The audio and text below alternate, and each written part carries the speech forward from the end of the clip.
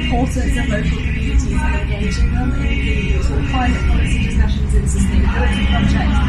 Maybe you could tell us a little bit about how local communities here in Fiji are becoming engaged with that climate action and sustainability, whilst also maybe touching on any community-driven projects that you've seen that were successful, and whether we could make scale possible, replicate it across other Commonwealth nations. In terms of community-led, so if you look at right across, if you look at all the villages, they basically have something that is known as a resource committee, or a Yombula, that's the traditional name for it, a resource committee. So in this resource committee, we basically have the youth which are present in there, and these youth, they coordinate with their provincial conservation officer, and they actually end up doing small projects which are related to, there's a whole host of things that they do, which is around resource management. It could be climate change, it could be sustainable resource use, it could also be a income generation project that is over there. So if we go around, different villages have been having different projects. How we know about it is because of our communication with the conservation officers that we normally work with when we are out in our project sites. Now, there's an opportunity over there to actually use these resource committees to actually do quite a lot of grassroots level work. The only problem is that in some of the communities, in some of the villages, these Yombula committees, they are working very nicely, very efficiently, and then there are some where it is not. So the opportunity over there is to basically streamline and have all the resource committees working in sync. You know, you liaise with your provincial office, and then you have small projects which are going on.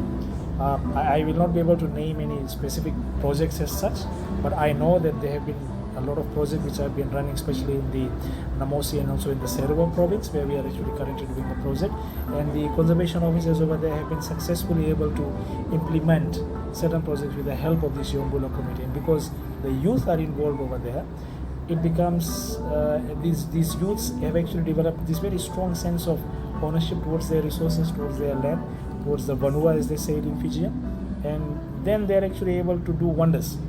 So if any donor agency, say for example Commonwealth, also wants to run something like this, it will be good if the Commonwealth is actually getting in touch with the Ministry of Witoke, from the Ministry of Witoke, with the provincial officers, with the conservation officers, and then getting down to these Yombula committees. Because this is where the grassroots people are actually going to do the work. And they are from the community, they will work for the community. So I think that's a space where I see real potential, and I would see someone or some donor actually takes this up and tries to do it. You don't need big funding for them. Small funding, small projects which could build onto something bigger. It's little planting seeds, as it were. Yes. Very much so. Yeah. Because the thing is, the mechanism is in place. The committees are over there. There's a person who guides them. There's the conservation officer.